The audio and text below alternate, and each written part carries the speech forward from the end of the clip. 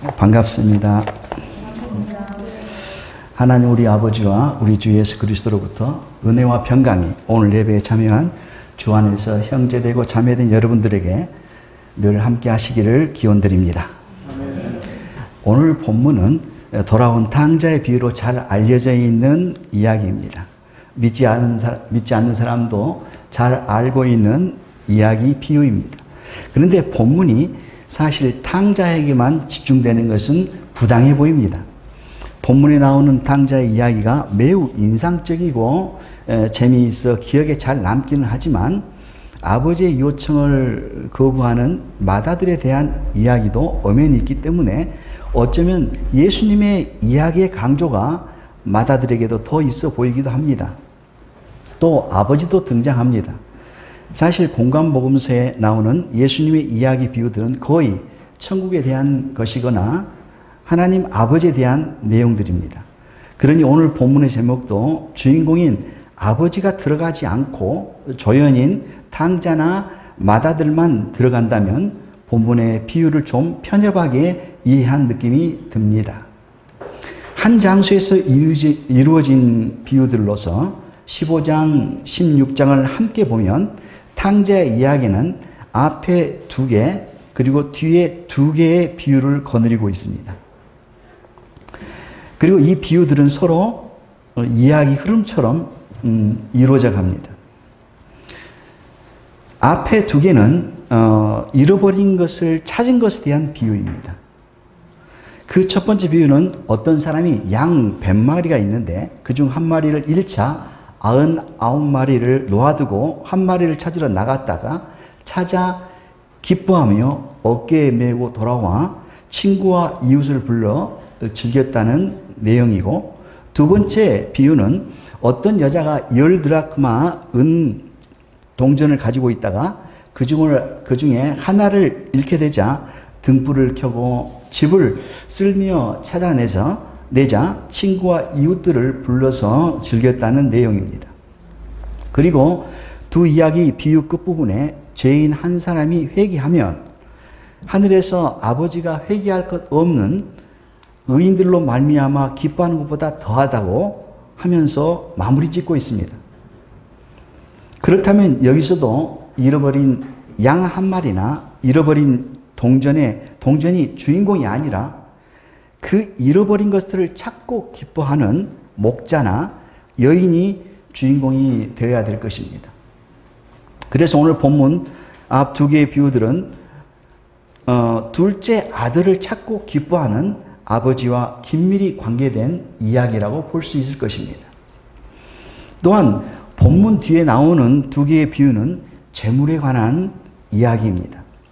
즉 불의한 청지기 비유나 우리가 너무도 잘 아는 부자와 나사로의 비유에는 16장 13절에 보면 너희는 하나님과 재물을 겸하여 섬길 수 없다고 결론 짓고 계시고, 14절에 바리새인들은 돈을 좋아하는 자라 하시면서 계속해서 들려주신 이야기가 부자와 거지 나사로의 비유이기 때문에 결국은 뒤에 나오는 2 비유 모두 재물 때문에 아버지의 마음을 거절했던 마다들과 긴밀한 관계를 형성하고 있는 이야기라고 할 수 있겠습니다.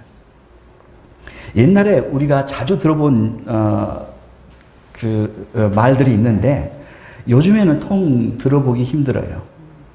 사람들이 돈 때문에 이렇게 싸우면서 하는 말이, 그래 사람 낳고 돈 낳지 돈 낳고 살았느냐 하면서 이렇게 막 싸우던 때가 있었습니다.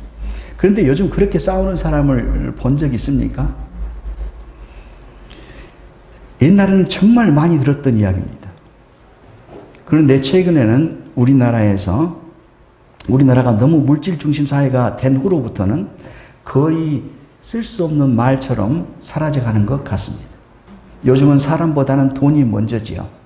돈이 인격이고 돈이 권력이고 돈이 명예이고 돈이 모든 판단의 기준입니다. 그래서 사람이란 존재는 점점 경시되고 돈만이 최고의 가치를 가지고 있는 양 돈만을 추종하는 사람들이 많아졌습니다. 그러한 사람들은 속으로 솔직하게 돈 낳고 사람 낳지, 사람 낳고 돈 낳냐고 외치고 있을지도 모릅니다. 에리 프롬이라는 사회심리학자는 소유냐 존재냐, to be or to have 라는 유명한 책을 써서 이러한 상황을 세상 사람들에게 깨우치려고 했던 것 같습니다. 그 내용이 쉽지는 않지만 제 멋대로 과감하게 정리해 본다면 사람들을 소유지향적인 사람과 존재지향적인 사람으로 크게 두 부류로 나눌 수 있다는 것인데, 결국 사람이냐 돈이냐라는 선택적 질문을 통해서 우리의 가치관에 대해서 어떤 전환을 시도하고 있는 책이라고 볼 수 있을 것 같습니다. 그처럼 오늘 본문 돌아온 탕자의 이야기도 바로 소유냐 존재냐 혹은 사람이냐 돈이냐 라는 문제를 우리 앞에 던지신 예수님의 비유 이야기라고 볼 수 있습니다. 오늘 이야기는 사실 15장 1, 2절로부터 시작됩니다. 예수님이 갈릴리 지역의 어느 마을에 있는 한 집에 들렀을 때의 일입니다. 그때 많은 세리와 죄인들이 예수님의 말씀을 들으려고 가까이 나옵니다. 그리고 또 한 무리가 등장하는데 바리새인과 서기관들입니다. 근데 그들은 집 안으로는 들어오지 않고 문가에 모여서 이 사람이 죄인을 영접하고 음식을 같이 먹는다고 하더라 하고 수군대면서 문 밖에서 고개만 문 안으로 들여놓은 채 주님의 이야기를 듣고 있습니다. 그들은 절대 몸을 집 안으로 들여놓지 않았습니다. 왜냐하면 죄인과 자리를 같이 하는 것은 그들의 율법에는 어긋나는 일이었기 때문입니다. 그들이 문 밖에서 수군대는 소리를 들어보면 그들이 이곳에 온 목적이 순수하지는 않은 것 같습니다.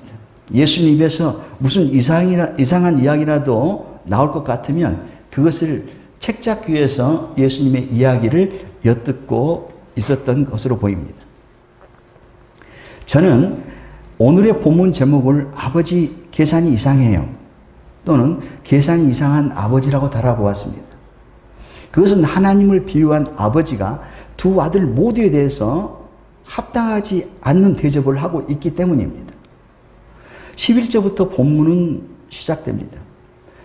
어떤 사람에게 두 아들이 있는데 그 둘째가 아버지에게 말하되 아버지여 재산 중에서 내게 돌아올 분깃을 내게 주소서 하는지라 아버지가 그 살림을 각각 나눠 주었더니 라면서 이야기가 전개됩니다.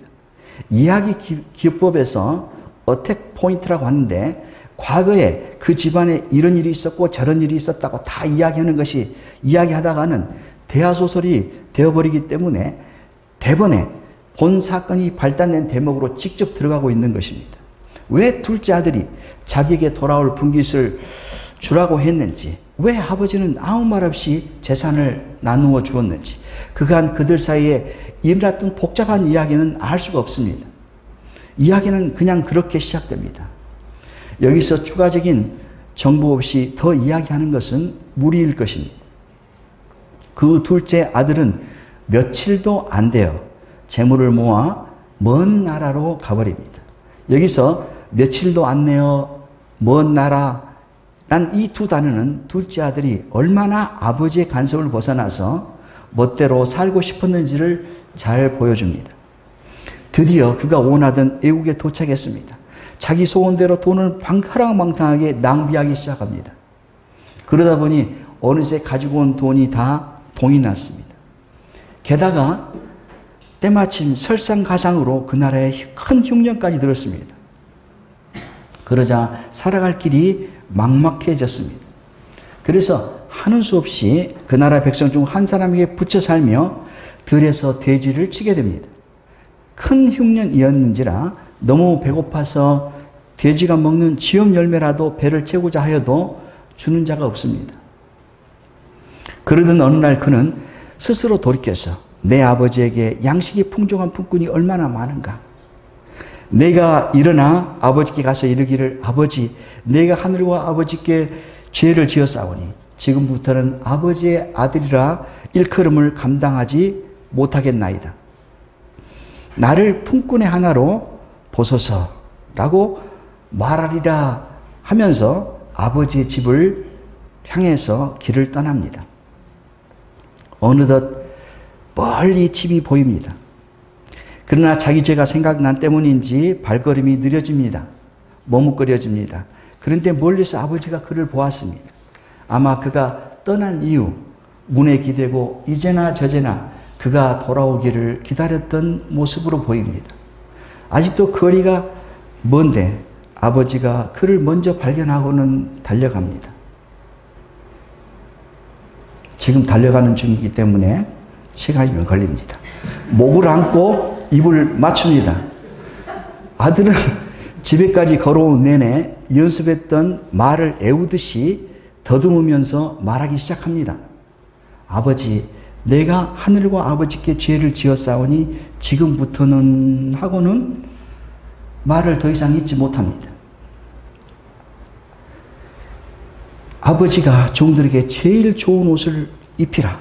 손에 가락지를 끼우라. 발에 신을 신기라. 그리고 살찐 송아지를 잡으라. 이렇게 이야기했기 때문입니다.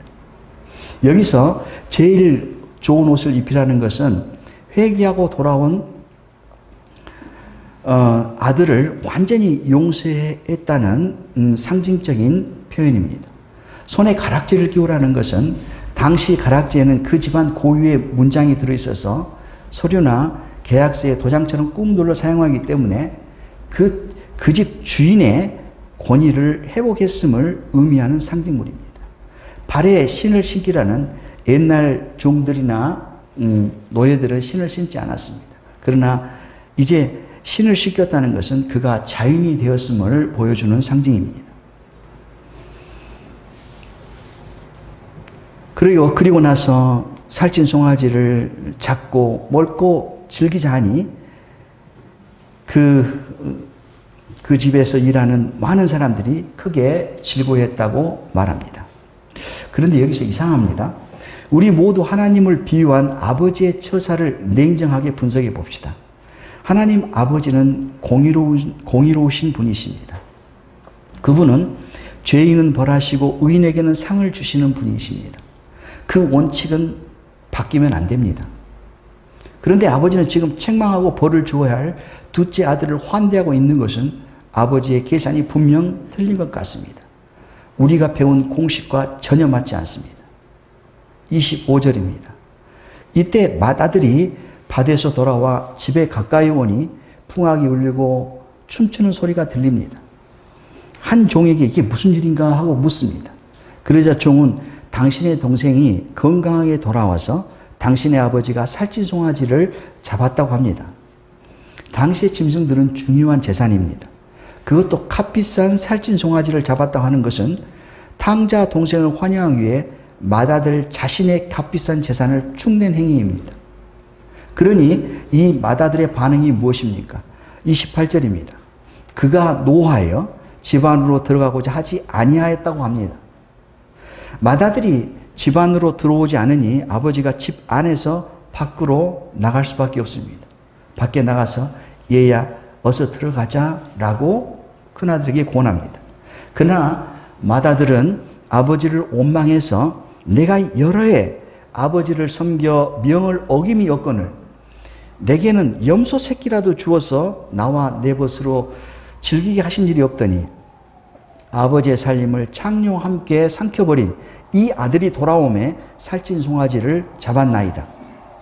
그러자 아버지가 맏아들이 듣기에는 별로 도움이 안 되는, 아니 오히려 그를 더 화나게 하는 말을 합니다. 31절 32절입니다.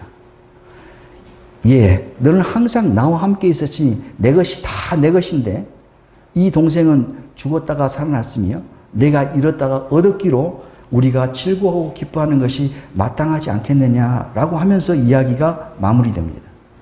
그에 대해서 본문에서는 맏아들이 그 후 어떻게 반응했는지 말하고 있지 않습니다. 질문이 열려 있습니다.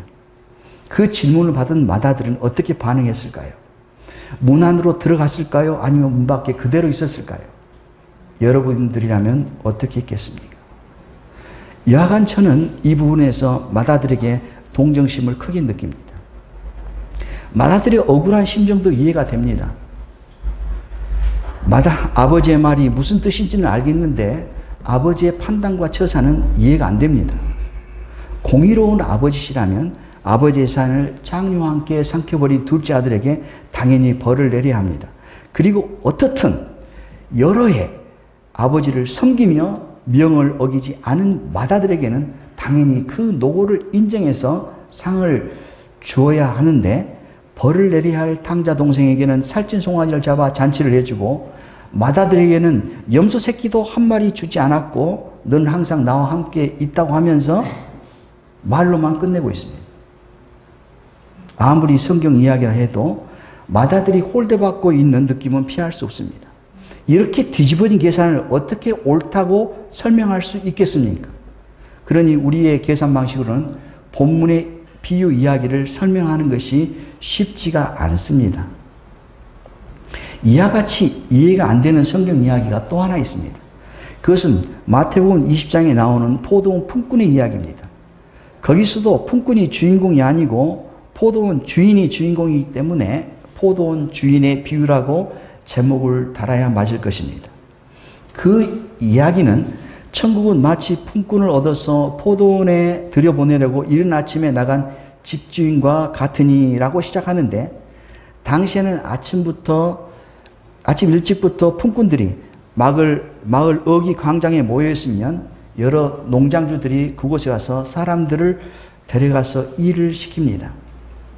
그들의 작업은 아침 6시부터 시작해서 오후 6시에 하루 일을 마칩니다. 그래서 포도원 주인도 이른 아침에 나가서 품꾼을 뽑아서 자기 포도원에 들여보냈습니다.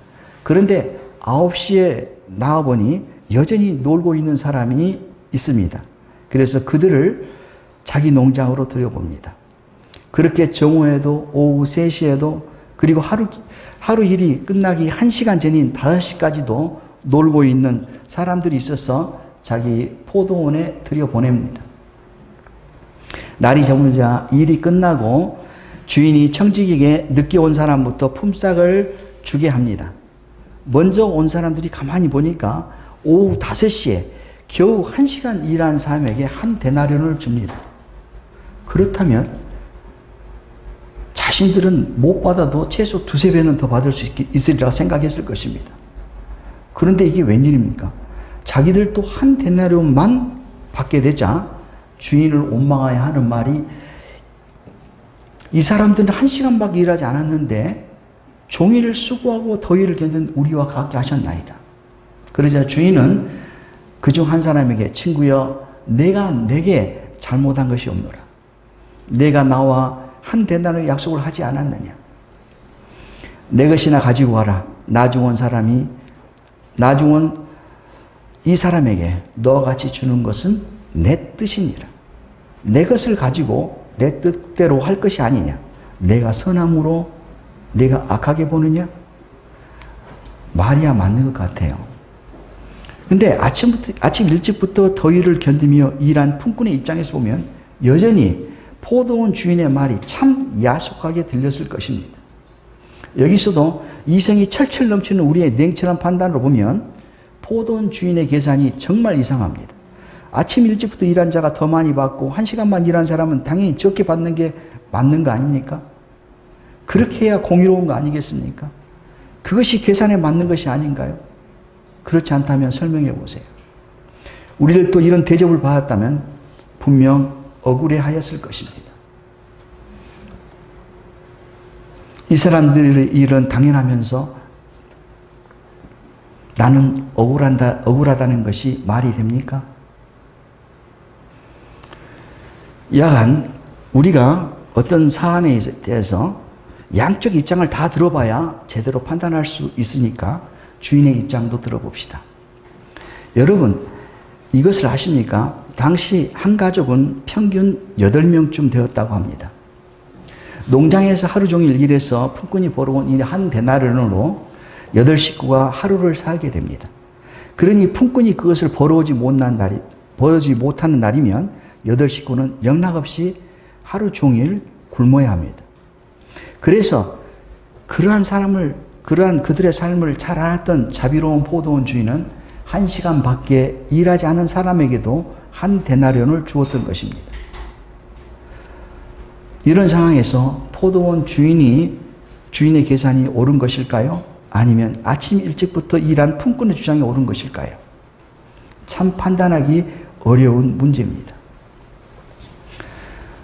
오늘 본문에서도 일찍부터 일한 품꾼처럼 동생보다 더 대우받기를 원했을 맏아들의 그 재물관에 대해서 깨우쳐 주시기 위해서 예수님은 돌아온 탕자의 비유, 불의한 청지기 비유와 부자와 나사로의 비유를 통해서 하나님 아버지의 물질에 대한 생각, 그분의 가치관을 보여주셨습니다. 그분에게 물질이란 당신의 선하신 목적을 이루는 수단뿐인 것을 가르쳐 주신 것입니다. 그래서 아버지에게는 아들보다 더 귀한 것이 없다는 것을, 불의한 청지기가 지혜로운 것은 물질을 자신의 보존보다 크게 여기지 아니하였다는 것을, 부자는 혼자 호의호식하는 것보다 주변의 가난한 사람을 더 배려해야 한다는 것을 가르쳐 주신 것입니다. 결국 이러한 비유를 통해서 하나님 아버지는 돈이 사람을 앞설 수 없음을 보여주신 것입니다. 이렇게 예수님의 이야기를 문 밖에서 다 엿들은 바리새인과 서기관들은 결국 예수님께 가까이 나아갔을까요? 아니면 끝내 그를 거절하였을까요? 그에 대한 답이 누가복음 16장 14절에 이렇게 나와 있습니다. 바리새인들은 돈을 좋아하는 자들이라 이 모든 것을 듣고 비웃었더라 라고 기록되어 있는 것을 보면 그들은 끝내 문 안으로 들어가지 않았을 것 같습니다. 그럼 바리새인과 서기관들을 비유한 맏아들은 그랬다 치고 세리와 죄인들을 비유하고 있는 둘째 아들에 대한 아버지의 처사는 어떻습니까? 아버지의 재산을 허랑방탕하게 써버린 둘째 아들을 용서하시고 잔치까지 해준 아버지를 어떻게 이해하면 좋겠습니까? 이것을 이해하기 위해서는 또 아버지 입장을 표현하는 다른 보조 비유가 필요할 것 같습니다. 우리들이 직감적으로 다 경험이 있는 일이지만 우리 자녀들이 아기였을 때 예고 없이 똥을 싸서 자기 몸에 묻히기도 하고 먹기도 하고 바닥에 문지르고 다니기도 한 일이 있었지요. 그때 엄마는 아기가 더럽다고 아이를 밖에 버리지 않았습니다. 아기 엄마는 그 광경을 보면 아이를 냉큼 들여다가 따뜻한 물에 깨끗이 씻어주고 뽀송뽀송 깨끗한 새 옷을 입혀서 가슴에 꼭 안아줍니다. 그리고 엄마는 그 일을 전혀 없었던 것처럼 까마득히 잊어버립니다. 그처럼 우리가 죄악으로 가득한 세상에 살면서 우리도 모르게 부지불식간에 죄를 우리의 몸에 묻히고 먹고 주변에 묻히고 다녔을지라도 하나님은 당신의 자녀된 우리를 번쩍 들어서 깨끗이 씻어주시고 깨끗한 의에 새 옷을 입혀주시고 천국의 백성이라는 권위를 나타내는 가락지를 끼워주시고 자유의 새 신발도 신겨주셨습니다. 그러한 하나님에게 당신의 자녀보다 그 어떤 것도 앞설 수는 없습니다. 이것이 바로 아버지의 마음이고 아버지의 소유에 대한 물질에 대한 가치관입니다. 비록 아들이 탕자였을지라도 그 아들에 비하면 물질은 아버지에게 아무것도 아니었던 것입니다. 우리의 연수가 70이요 간결하면 80이라고 했습니다. 얼마 전에 제가 유튜브를 통해서 우리나라의 100년 전 사진들을 본 적이 있습니다. 팔레트에서 빨래하는 아낙네들, 지게에 집신과 항아리를 잔뜩 진 장사꾼들, 옛 군인들이 폼 잡고 있는 모습들, 담배를 피우고 있는 여자들, 그런데 그렇게 활기차게 살고 있는 그들은 지금 다 어디에 있습니까? 아무 데서도 찾을 수 없습니다. 여기 앉아있는 우리도 50년 후에는 몇 명이나 살아있을까요? 아니 100년 후에는 아마 아무도 없을 것입니다. 지나가는 시간이 순식간이었듯 앞으로의 시간도 그렇게 순식간에 지나갈 것입니다. 그런데도 이 땅에서 영원히 살아갈 사람처럼 물질에 너무 마음을 빼앗기고 살고 있지는 않은지 생각해 보셔야 됩니다. 우리의 집은 분명 천국인데 우리는 이 세상이 내 집인 것처럼 이곳에서 영원히 잘 살기를 바라고 있습니다. 우리나라에서 제일 돈이 많았던 어떤 회장이 부러웠습니까? 한때 권력을 누렸던 어떤 권력자가 부러웠습니까? 그들도 때가 되자 죽었습니다. 그 부자는 그 손에 땡전 한 푼 쥐지 못하고 갔고 그 권력자는 아직도 자신의 시신을 묻을 땅도 찾지 못하고 있습니다. 우리는 매일 우리 본향친 대문 앞에서 길을 잃지 않고 돌아오기를 기다리는 아버지가 계십니다. 그 하나님 아버지는 우리가 더 이상 물질의 노예로, 세상의 노예로 불행하게 살다가 심지어는 집에 돌아오는 길조차 잊어버릴까 걱정하셔서 오늘 이 이야기를 우리에게 들려주셨다고 생각합니다. 우리는 이 땅에서 소유에 집착하는 삶보다 영생을 추구하는 존재로 살아가고 있는 하나님의 자녀들이고 특별한 종들입니다. 그런데 혹자는 이렇게 지적할 수 있습니다. 말은 좋지만 아무리 그래도 세상을 등지고야 살 수는 없지 않습니까? 돈이 있어야 먹고 살고 아이들도 가르치고 차도 사고 집도 사고 아프면 병원이라도 갈 수 있을 것 아닙니까? 맞습니다. 저도 동의합니다. 저도 지금 돈이 정말 필요합니다. 그렇지만 성경은 우리가 세상으로만 달려가면 안 된다고 우리에게 소리치고 있는 것입니다. 그럼 어느 정도로 세상의 물질 문제에 신경을 쓰고 살아야 될까요? 저는 25% 정도 세상 문제에 신경을 쓰고 삽니다. 줄다리기에서 어느 한쪽이 조금이라도 힘이 세면 그쪽으로 끌려가게 됩니다. 우리가 이전에는 주의 종다운 삶보다는 돈 문제에 더 힘을 쏟고 살았다면 그것을 이제 뒤바뀌어서 돈보다 주의 종다운 모습에 더 힘을 쏟고 살아가는 사람들이 되었으면 좋겠습니다. 1%라도 물질에 대한 욕심이 더 크면 우리는 세상 사람 가는 길로 끌려가게 될 것이고 단 1%라도 주의 종다운 삶에 마음과 힘을 더 쏟으면 우리는 분명히 한 걸음이라도 더 아버지가 계시는 천국을 향해 가고 있을 것입니다. 이제부터는 물질 지향적인 사람보다 천성을 향해서 존재 지향적인 사람으로서 사시기를 바랍니다. 비록 내 손에 많은 물질이 없을지라도 주의 종으로서 그 자부심을 갖고 주의 도움을 구하며 살아가는 주님의 아름다운 종들이 되시기를 주님의 이름으로 축원드립니다.